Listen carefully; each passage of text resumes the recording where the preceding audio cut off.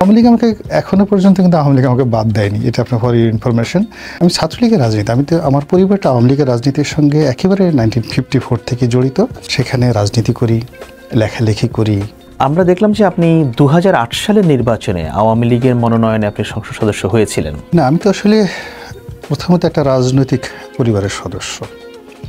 আমার পরিবারে আমি প্রথম সংসদ সদস্য নই। সে 1954 থেকে সব সংসদেই আমার আত্মীয় স্বজন যারা আছেন তারা প্রতিনিধিত্ব করেছেন।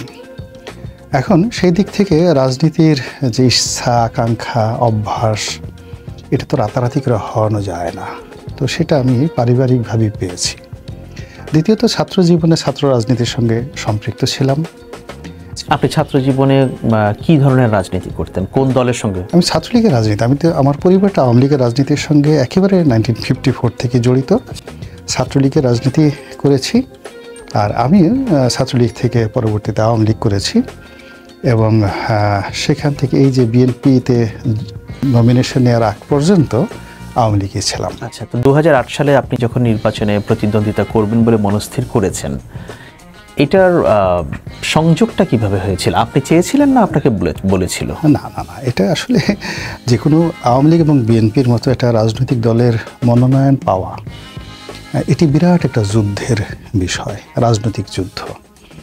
এবং প্রায় সব নির্বাচনী যে এলাকাগুলো রয়েছে সেখানে আমার মতো এরকম অন্তত 1 ডজন প্রতিদ্বন্দ্বী থাকে মাঠে। তো তাদেরকে পরাজিত করে তারপরে মনোনয়নের তালিকায় আসতে হয়। তো আজকে আমার মূলত যে পারিবারিক সিট, যেখানে দীর্ঘদিন যাবত আমি কাজ করছিলাম 2001 সন থেকেই, সেটি হলো ফরিদপুর 4 আসন ছিল, সদরপুর এবং চরভদ্রসন। এবং এই আসনে এখন নিক্সন চৌধুরী, আমি মূলত ওই আসনের প্রার্থী ছিলাম।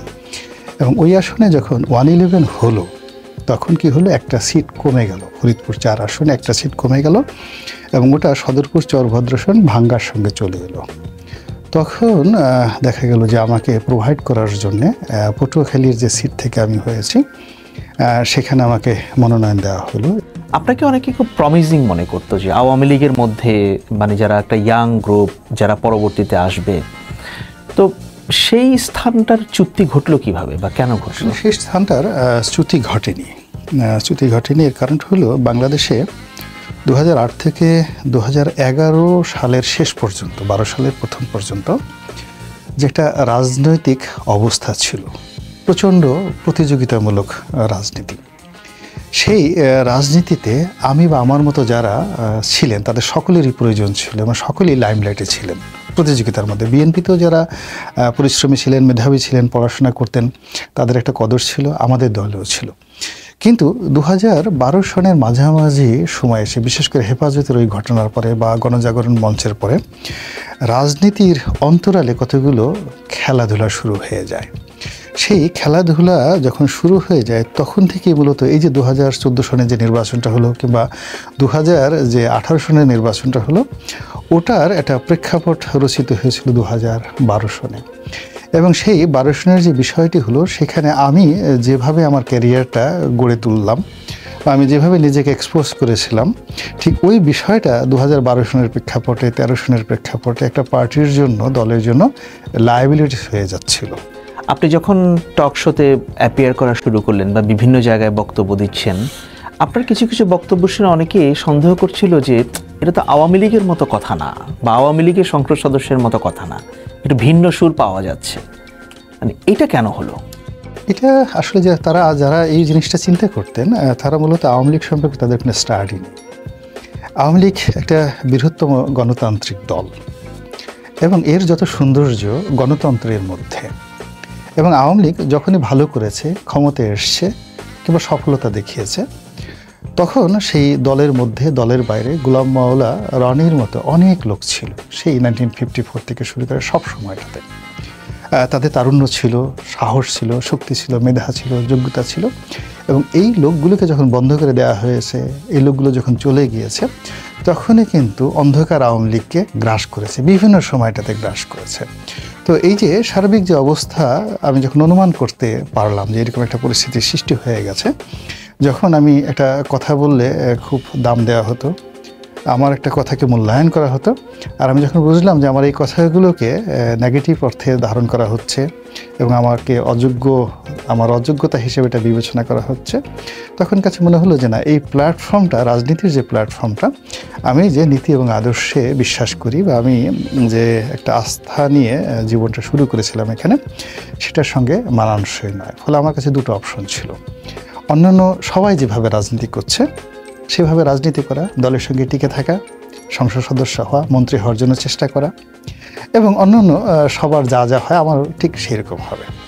আর দ্বিতীয় অপশন ছিল, যে কাজে আমি আনন্দ পাই, যে কাজে আমার ভালো লাগে এবং যে কর্মে আমার কোনো কষ্ট সৃষ্টি হয় না, সেই কর্ম করা।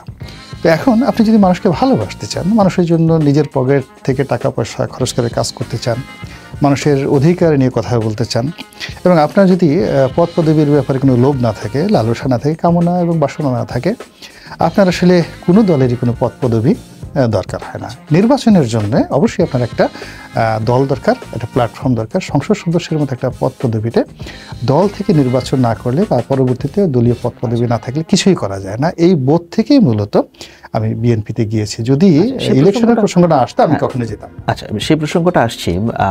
যখন আপনাকে নিয়ে বিতর্ক বা আলোচনাটা শুরু হয় যে আপনি দলের বিপক্ষে কথা বলছেন বা আপনি যে কথাগুলো বলছিলেন সেগুলো ঠিক আওয়ামী লীগের সঙ্গে সঙ্গতিপূর্ণ নয়, এবং তখন একটা কথা চালু হয়েছিল, আওয়ামী লীগের অনেক সিনিয়র নেতা প্রকাশ্যেই বলেছেন যে গোলাম মাওলা রনি আওয়ামী লীগের আদর্শে বিশ্বাস করে না, বরং সে আওয়ামী লীগের স্যাবোটাজ করতে এসেছে এবং তাকে মনোনয়ন দেওয়াটা ভুল ছিল।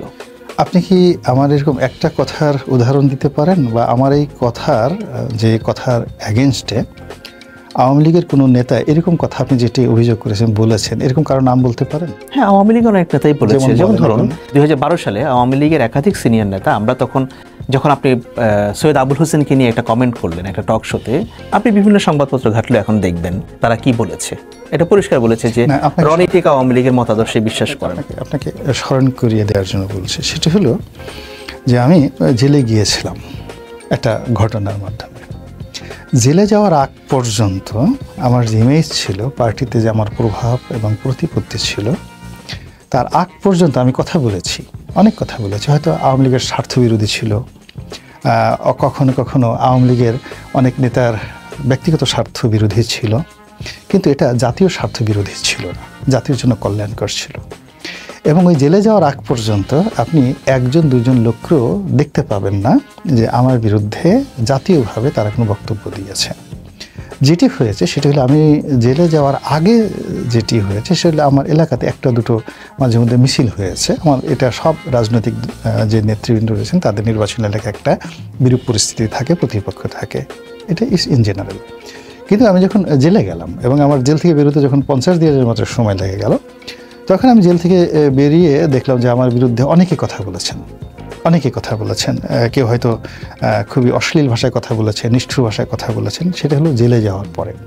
এবং জেল থেকে বেরোনোর পরে সার্বিক পরিস্থিতি দেখে আমার মনে হলো যে আদর্শ, যে শক্তি, যে নীতি, নৈতিকতা নিয়ে আমি কাজ করতাম, ঠিক সেই জায়গাটাতে আমাকে ইউটার্ন করতে হবে, মিনিমাইজ করতে হবে, এবং আমাকে এই যে এখন যে পরিবর্তিত পরিস্থিতি তার সঙ্গে মানানসই রাজনীতি। কিন্তু আপনি যখন সেই পরিস্থিতিটা তৈরি হলো, আপনি কি আওয়ামী লীগের সঙ্গে বিষয়টার ফয়সলা করার বা মীমাংসা করার বা বিষয়টাকে নিয়ে একটা আওয়ামী লীগের সঙ্গে সেটা চেষ্টা করেছিলেন? না, আওয়ামী লীগের সঙ্গে আমার আসলে কোনো সমস্যাই হয়নি শেষ দিন পর্যন্ত। এবং আশ্চর্যের ব্যাপার হলো, এখনও পর্যন্ত আওয়ামী লীগের সঙ্গে আমার কিন্তু কোনো ব্যক্তিগত সমস্যা নেই।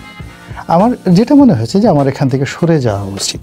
এর কারণ হলো যে আমি দেখছি যে আমি যে কাজগুলো করব সেই কাজের জন্য এক সময় আমার সহযোদ্ধারা ছিল, সহযোগীরা ছিল, সাপোর্ট ছিল, কিন্তু 2012 সনের শেষ মাথায় এসে দেখলাম যে সবাই নিশ্চুপ হয়ে যাচ্ছে।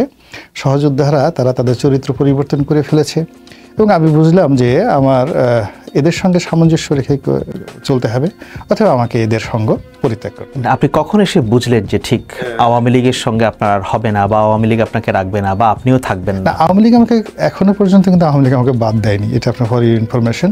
আমি 2014 সনে একমাত্র ব্যক্তি যে মনোনয়নপত্র কিনে নাই সিটিং এমপি হিসেবে। আর 2014 সনে আমার মনোনয়ন না পাওয়ার কোনো রিজন ছিল না। কিন্তু যেহেতু আমি জানতাম যে মানে এক অর্থে মনোনয়ন না দেওয়া মানে তো আওয়ামী লীগ আপনাকে আর রাখছে না, সেটাই তো মিন করে। Not like that. আওয়ামী লীগের অনেক বড় বড় নেতা, আপনি আওয়ামী লীগের কোনো কমিটিতে নেই, আপনি আওয়ামী লীগের মনোনয়ন পাননি, আপনি আওয়ামী লীগের বিরুদ্ধে কথা বলছেন, তো সব মিলিয়ে তো বোঝা যাচ্ছে আপনার আওয়ামী লীগ। এটা আপনারা যারা রাজনীতির বাইরের তাদের একটা এরকম ধ্যান ধারণা আছে। সেটা হলো এখানে তিনটা বিষয় রয়েছে। একটা বিষয় হলো যারা ইলেকশন করে, নমিনেশন নেয়, ইলেকশন করে, এটা একটা গ্রুপ রয়েছে। আর একটা হলো যারা পার্টি পলিটিক্স করে, তাদের পদ পদবি দরকার। কিন্তু পার্টি পলিটিক্স এবং ইলেকশন এ দুটো সমন্বয় হয় খুব অল্প ক্ষেত্রে। 3 নম্বর একটা গ্রুপ আছে যারা আওয়ামী লীগের কোনো পদ পদবিতে থাকে না, কিন্তু ফাইন্যান্সিয়ালি বলেন, ইন্টেলেকচুয়ালি বলেন, গ্রাউন্ড ওয়ার্ক বলেন, সব ক্ষেত্রে আওয়ামী লীগকে কাজ করে। আমি তৃতীয় সেক্টরটাতে সবসময় কাজ করেছি, এখনো করেন। এখন আমি তো আওয়ামী লীগের সঙ্গে যেহেতু জড়িত নাই, আমি বিএনপিতে আছি এবং আমি বিএনপিতে এখন ঠিক সেম কাজটাই করছি। অর্থাৎ বিএনপির যেখানে ইন্টেলেকচুয়াল লেভেলে সাহায্য দরকার, যেখানে রাইটিংস দরকার, আমার যেটা আছে। এখন আমি তো বিএনপির একজন রাজপথের যে লড়াকু সৈনিক বা আওয়ামী লীগের একজন রাজপথের লড়াকু সৈনিক, যেমন বাহাউদ্দিন নাসিম আছেন বা জাহাঙ্গীর কবির নানক আছেন, আমি তাদের মতো লড়াই সংগ্রাম করার মতো পরিবেশ আমার কখনোই ছিল না। আমার যেটা আছে সেটা নিয়ে আমি দলকে বলবেন। আপনি বলছেন 1954 সাল থেকে আপনার পারিবারিক রাজনীতি মূলত আওয়ামী লীগ ধারার, আপনি যেটা বলছেন। তো এখন এসে আপনি যখন বিএনপিতে যোগ দিলেন বা 2018 সালের নির্বাচনের আগে, আপনি মানসিকভাবে নিজেকে কি বিএনপির সঙ্গে যুক্ত করতে পারেন? আসলে এটা অত্যন্ত কঠিন একটা প্রশ্ন। প্রথমত আমার কষ্ট হচ্ছে এবং অনাগত দিনও কষ্ট হবে। কি ধরনের কষ্ট? কি ধরনের কষ্ট এটা বোঝানো যাবে না। It can better imagine than describe. মানে কি বিএনপিকে ঠিক না পারছেন ফেলতে, না পারছে গ্রহণ করতে, এরকম? Not like that. ওটা তো আপনি বিএনপির আদর্শে বিশ্বাস করেন আপনি? এখানে রাজনৈতিক দলগুলোর আসলে তেমন কোনো আদর্শ নেই, কিন্তু একটা মিনিমাম তো থাকে। না, সেটাও নেই। উভয় মানে যেটা থাকে সেটা এজেন্ডা থাকে, জনগণকে আকৃষ্ট করা। বিএনপির কোন জিনিসটা ভালো লেগেছে? না, বিএনপির যে জিনিসটা ভালো লেগেছে সেটা হলো এটি একটি বৃহৎ দল, প্রচুর জনপ্রিয়তা রয়েছে এবং এখানে এসে ভিন্ন মতের বিভিন্ন মানুষ একত্রে মিলতে পারে, লিবারেল। আর আওয়ামী লীগ যেটা আছে সেটা হলো খুব কনজারভেটিভ, হোমোজেনিয়াসনেস আওয়ামী লীগের মধ্যে খুব বেশি এবং সেখানে যাকে বলে ওই হৃদ্যতাও খুব বেশি, ঝগড়াঝাটিও বেশি, সব কিছু এক্সট্রিম। বিএনপির সঙ্গে কষ্টটা হচ্ছে কোথায়? না, কষ্টটার জন্য হলো, কষ্টটা বলতে এটাই বোঝায় যে একটা মানুষ তার রাজনৈতিক বোধ বুদ্ধি হওয়ার পর থেকে যাদের সঙ্গে চলেছি, যাদের সঙ্গে বসেছি, যাদেরটা খেয়েছি, সেখানে যে অ্যাটাচমেন্ট গড়ে উঠেছে, সেই অ্যাটাচমেন্ট থেকে এসে যখন একটা নতুন পরিবেশে এসেছি, এটার সঙ্গে অ্যাডজাস্ট হতে আমার সময় লাগবে। সেই সময়টা যেহেতু আমি পাইনি, সেই পরিবেশটাও সৃষ্টি হয়নি। একত্রে কাজ না করলে কখনো বন্ধুত্ব হয় না।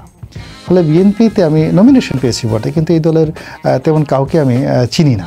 ধরুন যেহেতু আপনি একসময় আওয়ামী লীগ করেছেন এবং সেখানে একটা বিতর্ক তৈরি হয়েছে, আপনি এখন বিএনপিতে এসেছেন, বিএনপি কি আপনাকে বিশ্বাস করে? আমি এটা কখনো চিন্তা করি না, বাট আমি অ্যাবসলিউটলি 100% পলিটিশিয়ান, ইয়াং পলিটিশিয়ান। তো সেখানে যখন আমার একটা দল থেকে মনোনয়ন হলো না, তখন সঙ্গে সঙ্গে যখন অন্য একটা বড় বৃহৎ দল থেকে আমাকে একেবারে 1 ঘন্টার মধ্যে মনোনয়ন দেওয়া হলো এবং সেই দলটির যদি আস্থা না থাকতো, বিশ্বাস না থাকতো, নির্ভরতা না থাকতো, তাহলে তারা অবশ্যই মনোনয়ন দিত না।